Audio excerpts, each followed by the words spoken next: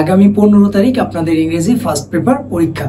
আর এই ফার্স্ট পেপারের গুরুত্বপূর্ণ একটা রিটেন সাইডের প্রশ্ন হচ্ছে গ্রাফ চার্ট বা পাই চার্ট। আজকের ক্লাসে আমরা গ্রাফ চার্ট বা পাই চার্ট নিয়ে আলোচনা করব। প্রথমে একটু ক্ষমা চেয়ে নিচ্ছি যে আমার বোর্ডটা অনেক ছোট, যার কারণে লেখাগুলো একটু ছোট ছোট দেখা যাচ্ছে। সো দেখেন, আমরা একটা গ্রাফ চার্ট বা একটা পাই চার্টের মাধ্যমে যাবতীয় যত ধরনের গ্রাফ চার্ট বা পাই চার্ট আছে যেগুলো আছে সেগুলো কিভাবে সমাধান করতে পারি একটার মাধ্যমে, সেটা নিয়েই আজকের ক্লাসে আমরা আলোচনা করব।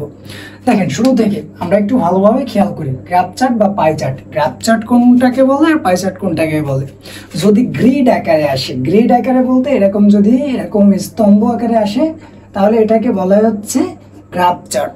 আর যদি এরকম সার্কেল আকারে আসে সেটাকে বলা হচ্ছে আমাদের পাই চার্ট। সো এই গ্রাফ চার্ট পাই চার্ট যেটাই আসুক, সেটা আমরা একটার মাধ্যমে কিভাবে যাবতীয়গুলো শেষ করতে পারি এবং ভালো একটা মার্ক পেতে পারি, সেটা হচ্ছে এখানে আমরা দেখব। প্রথমে দেখেন, the given pi oblique graph chart, যেটাই আসবে, যদি গ্রাফ চার্ট আসে গ্রাফ চার্ট লিখবো, যদি পাই চার্ট আসে তাহলে আমরা পাই চার্ট লিখবো। The given pi oblique graph chart shows, এই শোজের পরে এখানে লেখা আছে বিষয়। আমরা গ্রাফ বা পাই চার্টের যে বিষয়টা থাকবে সেই বিষয়টা আমরা এখানে লিখব। এরপরে based on percentage number oblique, মানে যেটার উপরে দেখবেন যে পাই চার্ট বা গ্রাফ চার্টটা আপনার যে আকারে দেওয়া আছে, যদি পার্সেন্টেজ আকারে দেওয়া থাকে তাহলে আপনি পার্সেন্টেজ লিখবেন, যদি নাম্বার আকারে দেওয়া থাকে তাহলে নাম্বার লিখবেন, আর যদি টাইম বা সময়ের উপর দেওয়া থাকে অবশ্যই আপনি সেটা লিখবেন। তাহলে কি আসতেছে যে বিষয় based on percentage number time. এরপর দেখেন, ইট provides information about dash, it's provides information about dash লেখার পরে আপনি এখানে আবার কি করবেন, আপনার সে পাই চার্ট বা গ্রাফ চার্ট যেটাই আসুক তার যে বিষয়, সেই বিষয়টা এখানে তুলে ধরবেন বা লিখবেন। এরপরে overall the chart shows that the highest, একদম ওইখানে হাইয়েস্ট, এইখানে হাইয়েস্টে পার্সেন্টেজ নাম্বার টাইম যেটাই থাকে সেটা লিখবেন। লেখার পরে অ্যান্ড দ্য লোয়েস্ট সেম, যদি পার্সেন্টেজ আকার দেওয়া থাকে পার্সেন্টেজটা লিখবেন, সর্বনিম্ন পার্সেন্টেজ বা নাম্বার বা time. The most noticeable aspect is dash, এর মানে যে ওর ভিতরে সব থেকে উল্লেখযোগ্য বিষয় যেটা, সেইটা আপনি কি করবেন এখানে লিখবেন এই ড্যাশে। The highest percentage oblique number is observe in, এবার দেখবেন যে সব থেকে বেশি নাম্বার বা পার্সেন্টেজ কোনটার উপর দেওয়া আছে সেটা আমাদের কি করতে হবে, এই ড্যাশে লিখতে হবে। আপনার জাস্ট কাজ হবে এই ড্যাশগুলোতে জাস্ট আপনি ওই পার্সেন্টেজ বা সব থেকে বেশি কোনটা আসছে কম কোনটা আসে সেটা আপনি জাস্ট অর্থ বুঝে একটু বসায় দিতে হবে আপনাকে। তাহলে আমরা এখানে কি লিখবো, the highest percentage oblique number is observe in dash which is accounts for dash, যেটা ওইটা যেই বিষয়ের উপরে সেই বিষয়টা এই ড্যাশে কি করবো আমরা সুন্দরভাবে লিখে দিব। এরপর আমরা খেয়াল করি, দেখেন এখানে আছে the second largest segment is dash. এরপরে দেখবো যে হাইয়েস্টের পরে আমাদের সেকেন্ড পজিশনে কি আছে সেটা আমরা কি করবো এখানে লিখে দিব, যে the second largest segment is ড্যাশে, সেটা আমরা তুলে ধরবো।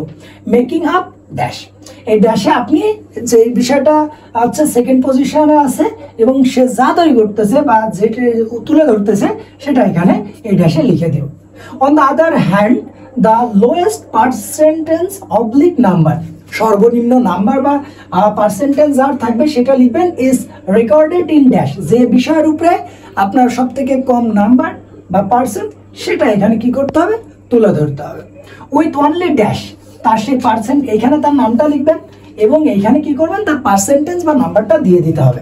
এরপরে a noticeable trend is increasing oblique decreasing, যদি বৃদ্ধি পেতে থাকে বিষয়টা তাহলে আমরা ইনক্রিজিং লিখবো, আর যদি সেটা হ্রাস হতে থাকে বা কমতে থাকে তাহলে আমরা লিখবো decreasing. The pie chart oblique graph chart effectively represent the distribution oblique trend, যেটা যদি ভাগ দেওয়া থাকে বা কোনো বিষয় দেওয়া থাকে যেটা দেওয়া থাকবে সেটা লিখবো ড্যাশ, সেই বিষয়টা আমাদের এই ড্যাশে লিখতে হবে। এরপর আরো একটু আছে, যেহেতু আমার বোর্ডটা ছোট আমরা একটু ভিডিওটা পজ করে পরবর্তীতে দেখতেছি, তার আগে একবার একটু খেয়াল করেন, আবার একটু এটা দেখায় দিই।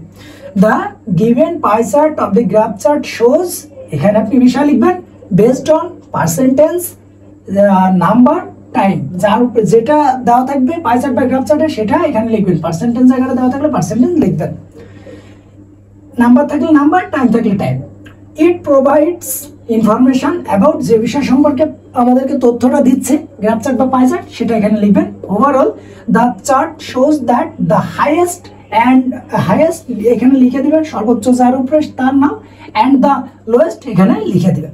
The most noticeable aspect is of the accept it, এখানে সেটা লিখে দিবেন সব থেকে যেটা উল্লেখযোগ্য।